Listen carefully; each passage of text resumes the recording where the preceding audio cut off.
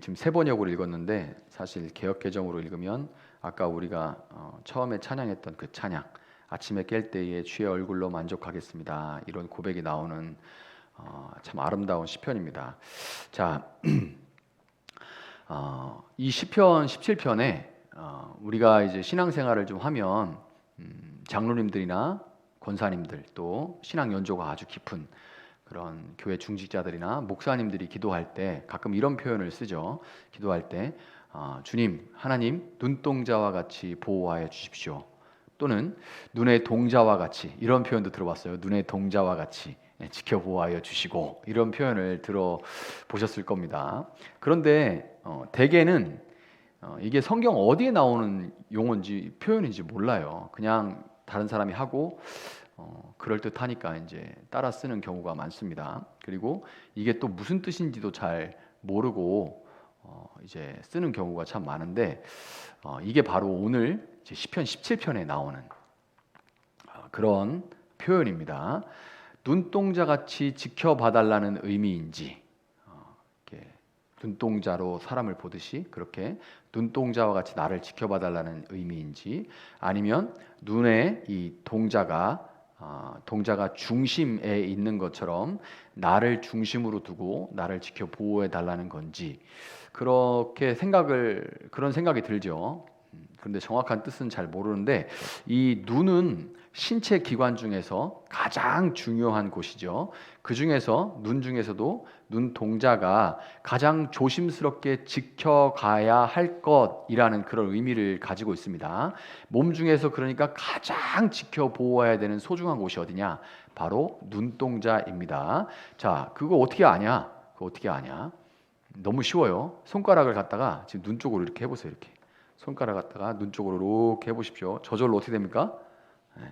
이마 쪽이 아주 간질간질하면서 자연스럽게 이렇게 눈을 감게 되죠. 따라서 이 표현이 뭐냐면, 눈동자와 같이 보호해 주십시오, 이 말은 뭐냐면 내가 주님의 눈동자다, 이런 얘기입니다. 가장 귀한 주님의 눈동자와 같이 나를 이렇게 지켜 보호해 주시는 주님의 눈동자, 내가 주님에게서 가장 보호해야 되는 마치 눈동자와 같이 나를 주님께서 지켜 보호해 주신다, 그런 의미입니다. 그런데 왜 이토록 신체 가운데 가장 중요한 눈, 그 중에서도 가장 소중히 여기고 지켜야 되는 이 눈의 눈동자처럼 지켜주시기를 이 시인이 간구하고 있는가를 생각해 봐야 되죠. 그것은 지금 누군가로부터 불이한 이 고발을 당했기 때문입니다. 불이한 고발을, 억울한 고발을 당했기 때문에 나를 보호해달라고 지금 간구를 하고 있는 거예요. 1절부터 5절을 보면 이제 저는 이렇고, 제가 제 입술에 실수가 있는 걸 보셨습니까? 제 마음에 불의가 있는 걸 보셨습니까? 이런 말들을 지금 시인이 하고 있죠. 다윗이 하고 있는데, 누가복음 18장 12절 보면 다윗이 이런 고백들을 하는 걸 보면 이런 생각이 떠오릅니다. 누가복음 18장 12절에 바리새인이 성전에 서서 나는 일회에 2번씩 금식하고 내 모든 소득의 11조를 바칩니다, 이렇게 서서 기도를 하죠. 이렇게 서서 나는 큰 소리로 다 들으라고, 나는 내 모든 11조를 바치고 일주일에 2번씩 금식합니다 하고 서서 다 들으라고 기도하죠. 이게 하나님 옆에 기도하는 거예요? 아니죠. 지금 이렇게 자랑하는 거죠. 나의 경건을 지금 자랑하고 있는 겁니다. 성전에서 고개를 빳빳이 들고 기도하고 있는 이 바리새인과 같은 그런 모습이 떠올라요. 하나님, 제 입술에 실수한 게 있습니까? 제가 불의한 게 있습니까? 하나님이 제 마음을 다 감찰하시고 그런 게 없는 거 아시지 않습니까? 이거 들어보면, 근데 지금 다윗은 누군가에게 하는 게 아니에요. 그냥 하나님을 독대하고 있는 겁니다. 그렇죠? 하나님 앞에서 내가 이렇게 의롭습니다라고 자기의 의를 호소하는 게 아니에요. 다윗이라고 하나님 앞에서 자기가 정말 드러내놓을 거 없는 사람이라는 걸 모르겠습니까? 그런데 지금 다윗이 하나님 앞에서 지금 자기를 변호하고 있는 거예요. 자기 의를 자랑하는 게 아니라 자기를 변호하고 있는 겁니다. 4절을 보면 남들이야 어떠했든지 나만은 주님께서 하신 말씀을 따랐기에 약탈하는 무리의 길로 가지 않았습니다, 이렇게 얘기를 하고, 5절을 보면 내 발걸음이 주님의 발자취만을 따랐기에 그 길에서 벗어난 일이 없었습니다, 이렇게 지금 고백을 하고 있죠. 자, 남들이야 어떠했든지 나만은 주님께서 하신 말씀을 따랐기에 약탈하는 무리의 길로 가지 않았습니다. 이제 개역개정 보면 강포하는 자의 길로 가지 않았다 이렇게 돼 있어요. 강포든지 약탈하든지 이 모든 것들은 다 폭력, 이 힘으로 남의 것을 빼앗는 죄를 얘기하는 겁니다. 힘으로 남의 것을 빼앗는 죄요. 당연히 육체적으로 물질적으로 그렇게 하는 것은 당연한 거고요. 근데 여기서 우리가 조금 더 사회적으로 시야를 좀 넓힐 필요가 있습니다. 그게 뭐냐면 우리가 이 사회에서도 아빠 찬스를 쓰고 불공정하고 불합리한 그런 것들로 다른 사람의 기회, 내가 그렇게 누구 아빠 찬스를 쓰거나 아니면 내가 어떤 누구를 타고 막 들어가거나 이런 식으로 힘 있는 사람들을 이용해서 백을 이용해서 어떤 소위 이런저런 찬스들을 쓰면 그게 어떻게 되는 거예요? 다른 사람의 기회를 내 힘으로 빼앗는 거죠. 나는 힘이 있으니 네가 없는 힘이 나에게 있으니 나는 너의 기회를 빼앗겠다. 이렇게 되는 거예요. 이게 뭐예요? 폭력입니다. 이게 폭력이 그냥 모르고 쓰는 폭력이에요. 모르고 쓰든 알고 쓰든 이게 바로 폭력이죠. 폭력으로 다른 사람의 기회와 시간과 노력을 다 빼앗아 버리는 거죠. 이게 죄예요. 그럴 수 있음에도 불구하고 다윗은 그럴 수 있죠. 얼마든지. 그런데도 주님 먼저 가신 발자취를 따라 살려고 저는 몸부림 해왔지 않습니까? 하고 주님 앞에 호소를 하는 거예요. 자, 이 시편 17편을 제가 읽으면서 그런 마음에 이런 생각들이 올라왔어요. 주님, 저도 뭐 옛날이면 적은 나이는 아닌데 이 나이가 되도록 주님 외에 내세울 것도 하나도 없고 기댈 것도 아무것도 없지 않습니까? 뭐 누구 백도 없고 아무것도 내세울 것도 없고 누가 뭐 밀어주거나 도와주거나 뭐 이런 것도 하나도 없고 지금 이 나이가 되도록 정말 주님 이외에 기댈 것이 내세울 것이 아무것도 없는데 그런데 그렇게 살아봐야 뭐하냐 헛살았다 뭐했냐라는 그 고발과 참소가 안팎으로 몰려오는 상황 종종 만나죠. 요즘 말로는 현타라고 합니다. 마음 안에서 그런 소리가 내면의 소리가 되게 시끄럽게 들려오죠. 뭐 했냐?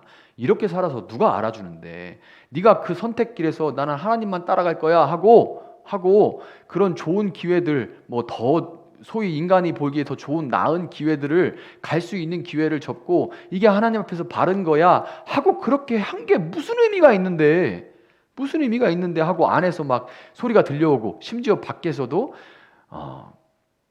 그런 나의 마음을 우리의 마음을 모르고 괜히 자기들 마음대로 생각나는 대로 이제 내뱉는 그런 말들이 안팎으로 이 고소가 안팎으로 참소가 들어오는 그런 상황이에요. 이 불의한 고발을 다윗이 당한 겁니다. 그래서 하나님 앞에서 변호하는 거예요. 나 의로와요 그게 아니고 하나님 저는 진짜 당신밖에 없어요. 하나님 내가 그래도 부족하지만 늘 하나님 앞에서 하나님 앞에 옳은 게 무엇인가 무엇이 하나님 앞에 의로운 것인가 고민하면서 그래도 그때에 하나님 앞에 옳다고 생각하는 걸 택하며 살아왔고 그 결과 저에게는 하나님밖에 없고 하나님밖에 의지할 것이 없고 기댈 데도 없는데 이게 뭡니까? 라고 지금 호소하는 거죠. 이렇게 안팎으로 지금 들려오는 이 소리는 무엇입니까? 라고 얘기를 하는 거예요. 그러면서 6절부터 8절에 하나님 앞에 이렇게 세 가지를 요청합니다. 하나님 나의 기도에 응답해 주시고 나를 보호해 주시고 나를 구원해 주십시오.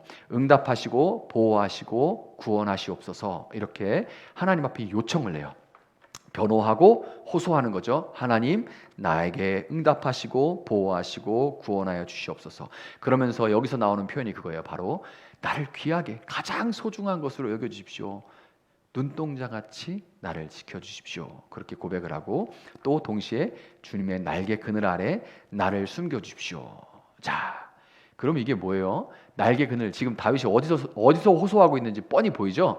날개, 그룹 천사의 날개가 있는 성전의 지성소 앞에서 다윗이 지금 하나님 앞에 혼자 나와서 지금 자기를 변호하면서 하나님 하고 기도하고 있는 거예요. 그룹 날개 천사 아래. 자, 그런데 그룹 날개 아래 뭐가 있냐면 바로 이 시은좌가 있죠. 시은좌, 속죄소. 날개와 날개 사이에 하나님이 임재하시는 그곳을 우리가 mercy seat, 시은좌, 속죄소라고 부릅니다. 그러니까 다윗이 자기 의를 자랑하는 게 아니에요. 하나님만이 나의 의의 근원이 되십니다. 하나님만이 나를 의롭다 해주십니다. 그리고 하나님만이 이 상황 가운데 내 눈동자, 내 눈 시각과 이 상황에 대한 해석, 내 마음을 바꾸실 수 있고 지켜주실 수 있습니다 라고 지금 기도하고 있는 거예요. 하나님만이 내가 보는 것을 바꿔주시고 내 마음을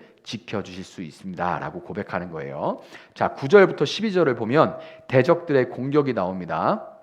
자, 10절 보면 그들의 몸뚱이는 기름기가 번드르르 흐르고 이때 지금이야 살찌는 것이 자랑이 아니죠. 그런데 그렇게 먹을 게 부족했던 당시에는 하여튼 기름기가 몸에 줄줄 흐르는 것이 정말 복이었습니다. 우리나라도 예전에 막 배 나온 것이 자랑일 때가 있었죠. 이 시대에도 마찬가지예요. 기름기가 줄줄 흐르는 것이 하루에 한 끼 먹기도 힘든 그런 상황 가운데 부자들, 막 기름기가 드르르 흐르는 사람들, 그 시편 여기 말고 다른 시편에 이런 것도 있어요. 그들이 살쪄 눈이 튀어나올 것 같다. 그런 표현이 있어요. 살쪄서 오죽살이 쪄가지고 막 여기 두룩두룩 쪄가지고 눈이 튀어나올 것 같다. 이런 표현이 있어요.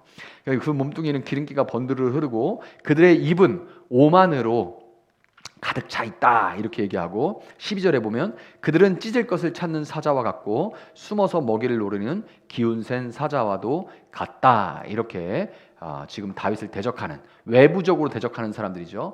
또 물론 동시에 내부적으로 다윗 안에서 들려오는 소리의 공격도 있습니다.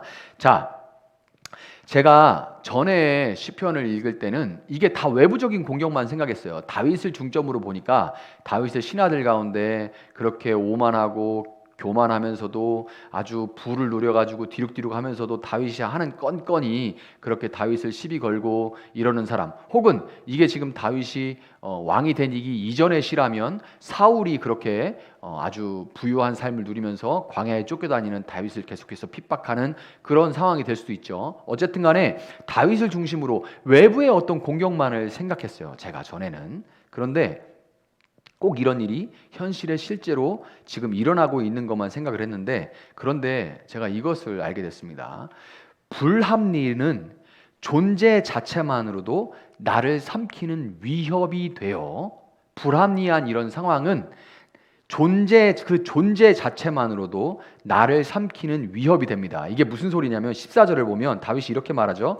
주님, 이 세상에서 받을 몫을 다 받고 사는 자들에게서 나를 구해 주십시오. 주님께서 몸소 구해 주십시오. 그들은 주님께서 쌓아두신 재물로 자신들의 배를 채우고 남은 것을 자녀에게 물려주고 그래도 남아서 자식의 자식들에까지 물려줍니다. 저는 목회자니까, 그리고 작지만 교회를 섬기는 목회자인데, 그러니까 이게 현실로 나에게 닥치는 어떤 문제가 아니라도 제가 얘기 드렸죠. 불합리한 상황, 그것만으로도, 그 존재 자체만으로도 나에게 위협이 된다. 나를 삼키는 위협이 된다. 나를 무너뜨리는 위협이 된다. 이게 무슨 얘기냐면, 자, 상황이 어때요? 불합리한 상황이 세습해도 잘 됩니다.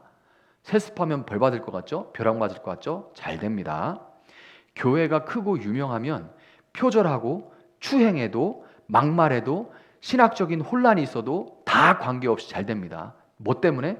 그냥 크다는 것 때문에, 유명하다는 것 때문에. 분명히 들으면 문제가 있는데, 그리고 분명히 윤리적으로 문제가 있는데, 그리고 여러 가지 불합리한 일들이 있는데도 불구하고 그 크기와 유명세로 다 덮어집니다. 심지어 외부에서는 이상한데? 라고 생각하는데 교회 가보면 그 교인들은 그게 뭐가 문제인데요? 이런 식이에요. 그냥 우리 교회 다 크고 잘 모든 것들이 시스템 잘 돌아갑니다. 저는 좋아요. 뭐가 그게 큰 문제입니까? 세상에 허물없는 사람이 어디 있어요? 그렇게 반문해요. 오히려 다 쉴드가 됩니다. 뭐 때문에? 그 불합리한 상황 가운데 그가 가지고 있는 어떤 힘과 영향력으로 인해서 그 모든 것들이 그냥 다 덮여버립니다. 결국에 지금 작은 교회가 제가 겪는 여러 가지 문제들도 그냥 본질적으로 보면 크기가 작고 영향력이 없고 이름이 없고 힘이 없어서 그냥 이렇게 무시를 하면 무시를 당하는 대로 이런 식으로 될 수밖에 없는 거죠. 근데 이건 제 목회자의 입장이고요. 여러분들은 그렇지 않습니까? 여러분들은 그토록 열심히 살았고 나름대로 베풀면서 살았고 손해보고 살았고 어떤 상황에서도 나름대로 정직하게 살려고 애쓰면서 살았지 않습니까? 믿는 자들이고 정말 신실하게 진지하게 믿어보려는 사람들은 이런 고민들이 있죠. 여기 앉아 계신 분들도 그렇게 하려고 한다는 것을 제가 잘 알고 있습니다. 삶들을 알고 있기 때문에. 그런데 현실은 줄 잘 서고 입심 좋고 이렇게 저렇게 편법 쓰고 미디어에 또 뭐 요즘 어떤 페북이나 인스타나 이런 미디어들의 요만한 일도 막 이렇게 과장해서 홍보하는 사람이 더 잘 돼요. 현실은 그렇습니다. 그렇죠? 이게 현실이에요. 그런데 문제는 뭐냐면 이 상황이 불합리하다는 거예요. 그렇다고 나는 의롭습니다 이 얘기가 아니고 이 상황이 불합리하다는 거예요. 이 세상이 존재하는 한은 불합리한 상황은 벗어날 수가 없어요.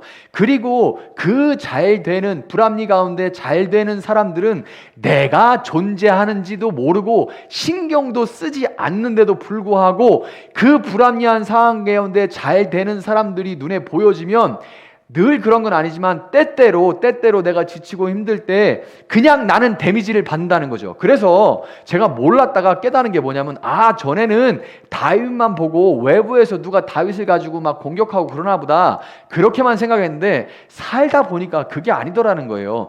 그렇게 안 해도 그들이 그렇게 불합리하게 사는데도 불구하고 잘 살고 자기 자식에게 심지어 그것도 남아가지고 그 자손에게 물려주면서도 떵떵거리면서 잘 되고 잘못되는 게 하나도 없는 그런 상황 가운데 그냥 그런 상황이 존재하는 것 자체만으로도 나는 걸려 넘어지는 게 이게 내가 겪는 공격이라는 거죠. 그들이 나를 막 공격하지 않아도 스스로 공격을 받는 상황인 거예요. 그러니까 나는 그냥 데미지를 받게 되는 겁니다. 우리는 그냥 데미지를 받게 된 거예요. 이 세상에 사는 동안은 이 불합리를 벗어날 수가 없습니다. 그래서 어떻게 막 극적으로 그 사람이 좀 무너진 일이 생기고 뭐 이런 걸 보면 역시 하나님의 공의가 살아있어 이렇게 가끔 생각하기도 하지만 그러나 그런 일은 천에 하나 만에 하나고요. 대개는 참 다들 잘 삽니다. 다들 잘 살아요.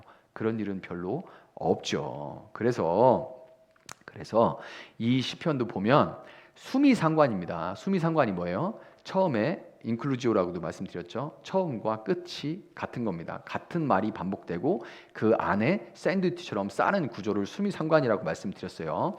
1절을 보면 세 번역에는 나의 진실이라고 돼 있고 15절에는 나는 떳떳하게 이렇게 번역이 돼 있는데 이 두 단어가 다 나는 나의 진실 그리고 나는 떳떳하게라고 번역된 이 진실과 떳떳하게가 모두 다 ጼ데크라는 의입니다. 의라는 말이에요. 그걸 이렇게 의역을 해놓은 겁니다. 자, 그래서 개역 개정에는 이게 의의 호소, 1절에는 의의 호소라고 돼 있고 15절에는 나는 의로운 중에로 번역이 돼 있어요. 이 부분에서는 개역 개정이 훨씬 나은 번역이죠. 원문에 가까운 번역이에요. 자, 그래서 이 세상에서 다윗이 뭐라고 합니까? 14절에 이 세상에서 받을 몫을 다 받고 사는 자들, 지금 수미상관 안에 14절에 뭐라고 합니까? 이 세상에서 받을 것을 다 받고 사는 자들이라는 표현이 뭘 말하는 거예요? 이 세상이 끝이 아니라고 나는 믿습니다. 그렇지 않으면, 이 믿음을 붙들지 않으면 이 세상에서는 이 불합리를 벗어날 길이 없고 이 불합리 가운데 나는 날마다 안팎으로 공격이 들어오는 것을 벗어날 수 없고 난 살 수가 없습니다. 그러니 나는 분명히 무엇을 믿냐면 이 세상이 끝이 아니라는 믿음을 갖고 있습니다. 그리고 의로운 재판장이신 하나님이 내 의의 근원이 되신다는 믿음을 나는 가지고 있습니다 라고 다윗이 지금 기도하는 가운데 선언하고 있는 거예요. 자, 그러면 의 이렇게 끝나는데 그럼 가운데 있는 내용이 결국에 무슨 얘기를 하고 싶은 거예요? 2절부터 14절까지의 모든 내용이 다 뭘 얘기하고 싶은 겁니까? 내 의의 근원이 되시는, 현실은 이렇게 불합리하지만 죄로 물든 이 세상, 아담과 하와가 범죄한 이후 이 세상에는 모든 것들이 하나님이 지으신 보기에 좋았더라 하는 그 모습과는 다릅니다. 물론 하나님께서 이 세상의 시간을 붙드시고 이 세상 가운데도 여전히 역사하고 계심으로 구원의 그 역사를 이뤄가고 계시지만, 그러나 이 깨어져 병든 세상에는 불합리를 벗어날 수가 없어요. 그래서 그 가운데서 내가 이 사이에 있는 모든 내용은 결국 다윗이 무슨 얘기를 하고 싶은 거예요? 나는 내 의의 근원이 되시는 하나님을 붙들고 살 것입니다 라는 것을 강조하고 있는 거예요. 수미상관 구조는 결국 이 가운데의 내용을 통해서 나는 내 의의 근원 되시는 하나님만을 붙들겠습니다 라는 사실을 강조하고 있는 거죠. 자, 그런데 놀랍죠. 이 시가 참 아름다운 건 뭐냐면, 믿음으로 이 의의 근원 되시는 하나님만을 다시금 붙들 때 어떻게 되냐면 3절에 어떻게 합니까? 밤새도록 고통한다 라고 되어 있습니다. 3절에 뭐라고 해요? 다시 볼게요. 3절 보면 주님께서는 나의 마음을 시험하여 보시고 밤새도록 신문하시며, 이게 무슨 말이에요? 밤새도록 주님이 막 다윗을 막 찔러가지고 고문하신다 그 얘기입니까? 아니요, 잠 못 자는 거예요. 고통스러워서. 주님, 그 사람 저기 했는데 그 어디 좋은 데로 갔대요. 벌떡 일어나죠. 자다가 뭐야, 이런 생각 들죠. 하나님, 그 사람이 얼마나 그렇게 입만 살아있고 얼마나 그렇게 뒤에서 그렇게 하는 것들 다 아는데 어떻게 이래요? 그렇죠. 그러니까 밤에 신문을 당하는 거예요. 신문을 당하죠. 고통스러운 거예요. 자, 그런데 이렇게 3절에 밤새도록 고통하던 시인이 15절에 어떻게 합니까? 15절에 나는 떳떳하게 주님의 얼굴을 뵙겠습니다. 깨어나서, 세 번역에는 깨어나서라고 되는데 보케르라는 얘기입니다. 보케르는 동틀녘의 새벽을 얘기하는 거예요. 그래서 개역개정에는 아침에 깰 때에라고 아침에가 들어가 있는 겁니다. 그러니까 3절에는 밤에 그렇게 밤새도록 고통하던 시인이 의의 근원이 되시는 하나님만을 붙들 때 마지막에 어떻게 끝납니까? 아침에 깨어서 주의 얼굴은 뭐를 의미하는 거예요? 구원하시는 것을 얘기하는 거예요. 주님의 얼굴, 나의 구원을 만납니다 라고 고백을 하는 거예요. 밤새 고통하던 다윗이 불합리합니다. 주님, 이게 뭡니까? 안팎으로 저는 고통을 당합니다.